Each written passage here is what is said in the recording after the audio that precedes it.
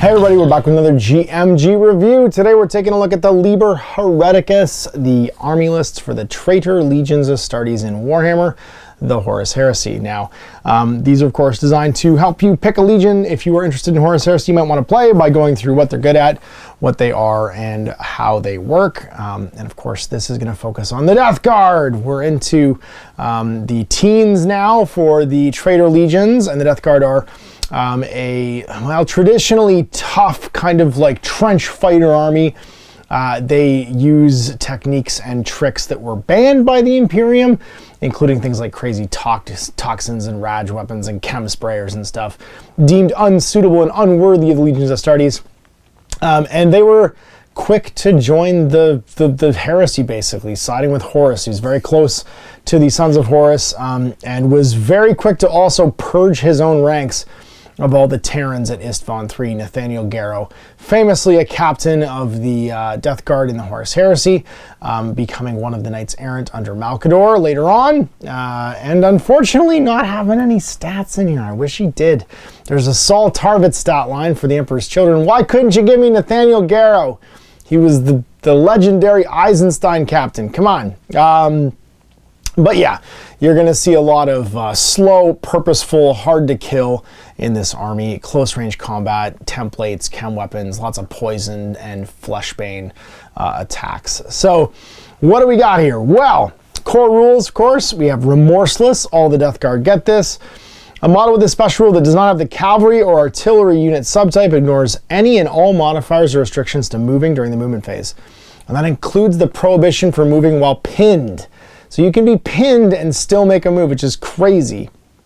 As long as the model does not run or make any other use of alternative form of movement, such as activating a jump pack, disembarking, or deploying via deep strike. So if you decide to do any of those things, you lose you can always move without being hindered by difficult terrain or anything like that. But if you don't, then you just move your movement stat all the time. Furthermore, as long as the model has not run or used any other alternative form of movement in the movement phase, it counts as stationary when making shooting attacks. So Fury of the Legion, all bolters, you get the double tap until the controlling player's next turn. This special rule does not affect whether or not a model may make a charge, so you don't get to sit still and shoot your bolters and then charge afterwards. And does not allow a model with the vehicle unit type to ignore the effects of immobilized results or the vehicle damage table. But it does allow a model with the vehicle unit type to move even when under the effects of crew stunned. You can take stuff from the Reaper's arsenal. It's all your special sort of gear that you have access to. And then the Sons of Barbarous are your Warlord Traits. Your advanced reaction is Remorseless Advance.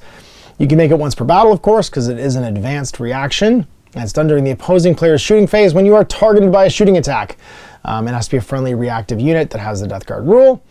All models targeted by the shooting attack gain the Feel No Pain 4+ special rule against all hits inflicted by the shooting attack and automatically pass any morale checks or pinning tests they're required to make. And then as soon as it's resolved, they can move in any direction up to 7 inches, obeying all the normal rules for making a move. So basically, you shoot us, we just keep coming forever. It's as far as like that goes, that could be incredibly clutch for getting on objective late game, grabbing a target from the opponent, and it basically just means it's very hard to keep you from getting where you want to go. You could also use it to set up a charge the following turn or get in range for, a crazy shooting attack. Warlord Traits, we got a traitor only one and then a double one, which are universal, so you could technically still be a loyalist Death Guard and take these. The Reaper's Visage is your traitor one. Notice it doesn't cause fear. It's just an enemy unit with at least one model within 12 of this Warlord. Reduces the leadership of all models in that unit by -2 whenever making a leadership test or morale check or attempting to regroup. Unless that unit also contains at least one model with the independent character or special rule or the Primarch unit type. In addition, armies whose Warlord has this trait can make an additional reaction during the opposing player's assault phase, as long as the Warlord's alive. So you're super scary, but you don't cause fear, which means that having fear doesn't get around it, which is an interesting thing. And then Witch Hunter, a Warlord with this trait, gains +1 to his toughness and weapon skill when locked in combat with any unit that includes at least one model with the Psyker subtype. The Death Guard were famously intolerant of Psykers. They disbanded their Librarius and would be sent on Psyker hunting missions by the Emperor. All friendly units composed entirely of models with the Death Guard special rule and with at least one model within 12 of this Warlord gain a 6+ invulnerable save against hits inflicted by psychic weapons, psychic powers, or perils of the warp. In addition, an army whose Warlord has this trait may make an additional reaction during the opposing player's assault phase as long as the Warlord's still alive. Then the Blood of Barbarous. This one's interesting. It reduces any hits with Rending, Murderous Strike, or Poisoned, or Fleshbane to a 6+ trigger as opposed to whatever's normally in the brackets for this model or any Legion of Astartes Death Guard unit that he joins.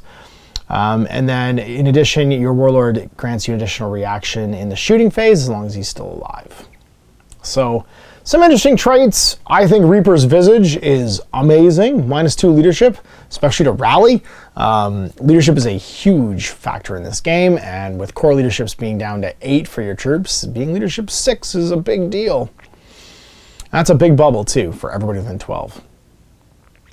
Then the Reaping is your first Rite of War. You have 2 possible. It gives you Legion veteran squads as troops. Legion heavy support squads can be taken as non-compulsory troops. And any model can be part of this detachment, chosen as part of this detachment, may take rad grenades if they are the character subtype. So all your sergeants get rad grenades. That means when your units charge now, everything's -1 toughness. Pretty great, because it's just character, not independent character. That's only 10 points. Then limitations. Models taken as part of this detachment using this Rite of War may not make run moves or make any reaction that allows them to move. So you're basically giving up all your movement phase reactions except for Remorseless Advance. So you can do that. No unit in a detachment using this Rite of War may be assigned to Deep Strike, Subterranean Assault, or Flanking Assault. So you can take pretty much anything. You gain troop choice. It's kind of like a Death Guard Pride of the Legion. And yeah, the rad grenades are pretty great. And then having heavy support squads, I mean, you're the siege breakers, right? You're the trench fighters. Having them as troop choices is cool too. And then your other Rite of War is Creeping Death. All models in a detachment with this Rite of War that have Death Guard automatically pass any dangerous terrain tests they're required to make. All models in the deployment zone of a detachment using this Rite of War gain Shrouded 6+, and the entire deployment zone of this detachment using this Rite of War counts as difficult terrain and dangerous terrain, which is interesting. You also ignore that because of your keyword, which is also interesting. Oh, sorry, you don't ignore the dangerous part, but you do ignore, but you automatically pass dangerous terrain tests. So your first one, as long as you're walking, allows you to ignore the difficult terrain part, and then the second part of this allows you to ignore the dangerous part, because you're basically flooding it with chemicals. All zones of area terrain in the battlefield, including name types like jungles, woods, ruins, or craters, count as dangerous. And in a detachment using this Rite of War, Grave Warden Terminators can be taken as non-compulsive troop choices. You can't take, you can only take it if you're a traitor, and this army must include a Legion Centurion, Cataphractii Centurion, or Tartarus Centurion with the Siegebreaker Legion console upgrade. So Creeping Death is neat because you're basically flooding the battlefield with stuff, and you're making it more dangerous for your opponent. Having all dangerous terrain everywhere in your deployment zone and all the area terrain on the table could be very hostile to certain armies, like White Scars would hate that. Although, sorry, they pass their dangerous terrain checks automatically. There'd be a few that would really hate that, jump pack troops that would have to ride through it and stuff. That would be bad for certain armies like Night Lords and Blood Angels. All right, the Army of the Death Guard. All your flamers, basically, anybody with a Death Guard keyword can exchange all their flamer type weapons for the following. A flame pistol or can become a alchem pistol. Alchem flamer can be from a flamer, a combi flamer for the secondary weapon, alchem heavy flamer, and alchem cannon.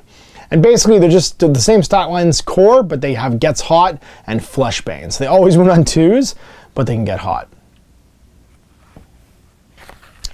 Then you have toxin bombs. Any model with the character subtype and Death Guard can, and Traitor Legions can take toxin bombs, because basically once they go rogue, all the Emperor's edicts just get like kicked out and they start like unlocking the vaults on stuff. When an enemy unit declares a charge targeting unit that includes one or more model with toxin bombs, and this all your sergeants can have these, roll d6 for every model in the unit that charged. On a 1, they take a wound with no armor saves, cover saves, or damage mitigation rolls made against it, but invulnerable saves can still be taken. So like, you just get like almost like a mortal wound generator when people charge you. And then power sides, again, you're very defensive. And why wouldn't you take toxin bombs? Power sides can replace a power weapon. They're +2 strength, AP 3, melee, rending 6+, so a roll to hit of 6+ is AP 2. Two-handed and reaping blow +1. If you're in base to contact with more than one model, you get a bonus attack. All right, your Primarch, he's a tough boy, almost as tough as Vulcan. He is 425 points, 1 Mortarion, weapon skill 7, only 7 movement, blitz skill 6, strength up to 7, 7 wounds, initiative 5, 6 attacks, leadership 10 and a 2+ save. He is unique and is wearing the Barbaran plate, 2+ armor save, 4+ invul. Has silence, his little Reaper side thing, +1 strength, so he's strength 8. AP2, melee, instant death, sunder, 2-handed, and reaping blow +2. So yeah, he's gonna have 8 attacks when he's fighting more than 1 model. 9 on the charge. He's got the Lantern, his cool plasma pistol. It's 18-inch range, strength 8 AP2, assault 1 and sunder for rerolling against vehicles. And then he's got 7 Phosphex bombs. He's carrying 7 creeping death Phosphex bombs. Those things are horrifying, the fact that he's carrying 7 of them. He does not, however, have the ability to fire more than 1 gun per turn, so he's only chucking 1 of those at a time. He is Master of the Legion, bulky 6. It will not die 4+, so getting his wounds back on a 4+, just like Vulcan. Fear 2, everyone within 12 of them is -2 leadership. Adamantium will 3+ if he's targeted by a psychic power. Hates psychers. He has Shadow of the Reaper, as long as he's not embarked on any model in reserve or locked in combat, or in a part of a retinue. In the player's shooting phase, in lieu of making a shooting attack, Mortarion may be redeployed by his controlling player, and this counts as an alternate form of movement and cancels the benefits of the Death Guard special rule when it's used. If this option is used, then Mortarion is removed from the battlefield, leaving any unit that he's part of. The controlling player must redeploy Mortarion to any point in the battlefield that's within 10 of his original position, as long as there's space for the model to go, and not within 3 of an enemy model. He may not be placed within impassable terrain or inside a vehicle or building. This is not counted as a move as such, and the intervening terrain does not affect him in any way. Mortarion can charge normally in a turn that he is redeployed in this way, but counts as making a disordered charge all the time, so he's going to lose his bonus charge attack. So he just bamps like Nightcrawler. I wish, why wasn't that Corax's rule? It's so cool. Then he has Preternatural Resilience. Any hits allocated to Mortarion with the Poison X, Rending X, or Fleshbane special rule only affect him on a 6. And he's a traitor and has the Sire of the Death Guard. All friendly units composed entirely of models with the Legion of Astartes Death Guard in the same army as Mortarion, including Mortarion himself, ignore all penalties to leadership caused by fear and shell shock. And when locked in combat, suffer no penalty to leadership characteristic from casualties suffered during an assault. They always test in their base leadership.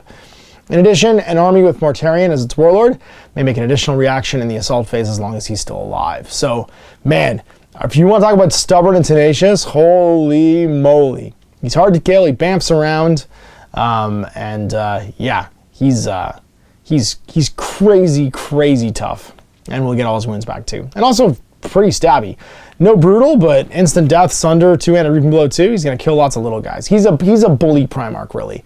He wants to go after those elite units that he can beat up real fast with instant death, and leave the Primarch fighting to, I don't know, the guns in his army. Death Shroud Terminators. This is an interesting unit because it's only 2 models base for 140 points, but they're basically a unit of like consoles.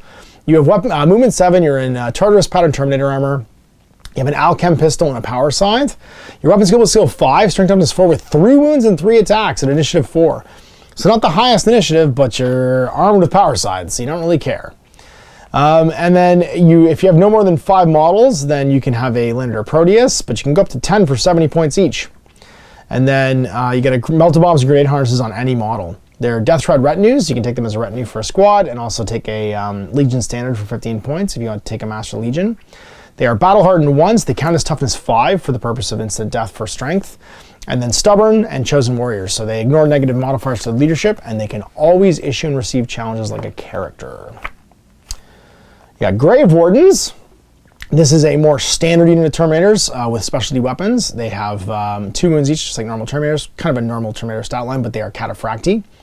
They get Assault Grenade Launchers, Power Fists, and Death Cloud Projectors. So the Assault Grenade Launcher basically has Kraken Toxin Grenades. Assault 4, Poison 3+, and they ignore cover. Crack Grenades are sort of a standard crack grenade launcher. And then Death Clouds, they can shoot a template. It's Strength 1, AP 4, Assault 1, and Poisoned 3+. They also count as being shrouded in death. Whenever you charge them, they're always disordered because of the chemicals all floating around them. They're shrouded 6+ because of it as well. And they have firing protocols too, so they can fire both guns. And they are also stubborn. So you can take 5 more for 45 points each. You can give the Power Fist Chain Fists. They can take a heavy Alchem Flamer in replacement of the Assault Grenade Launcher, and combi weapons for the Chem Master as well. Chem Master can take a Power Side and a Grenade Harness, and yeah, they're just normal cataphracti other than that. And then last but not least, the only psyker in your army, Callous Typhon, becomes Typhus. He's weapon skill 6. He's your big praetor, 4 wounds, initiative 5-4 attacks. He's wearing a Cataphractes Terminator suit with rad grenades and a Death Cloud projector, just like the other Death Shroud Terminators. Has a grenade harness. And it's armed with a Alchem pistol and Lacrimae, his big scythe. +2 strength, AP2, melee 2-handed, reaping blow 1, and Fleshbane. He's Master of the Legion, an independent character, stubborn, bulky. He has Witch Blood, which means he's suppressed his psychic powers because he used to be an epistolary in order to get close to the Primarch. But he does still know Witch Sense. If he passes a psychic test, he can get D3 extra attacks and +1 weapon skill at the start of a assault phase. Otherwise, he takes Peril of the Warp. And he can also cast Psychic Toxic Cloud, 24-inch range, strength 1, AP4, large blast 5+, Fleshbane, pinning, and assault 1, but he has to make a psych test to do it beforehand. He's shrouded in death, just like the other Terminators. Has firing protocols 2, so you can fire both his guns, or use a psych power in a gun. And then shrouded 6+, because of the same stuff as these guys. And then he has Comes the Reaper. When making an attack as part of the shooting attack or during the assault phase with any weapon that has the Poison X special rule, Callous Typhon and any unit with the Legion's Rage Death Guard and at least one model within 6 of him increase the value of Poison X by 1, so they become Poison 2+ instead of 3+. And can reroll failed wound rolls for weapons with the Fleshbane special rule. In addition, he can make an additional reaction in the movement phase as long as he's not dead. And there they are. Again, now, if you really want, like, forgiving paint job, yeah, white primer and then some trim painting. Give all these guys an Agrax Earthshade wash to grimy them down. Do all the green bits beforehand. You can paint Death Guard super easy. I do love the Death Guard.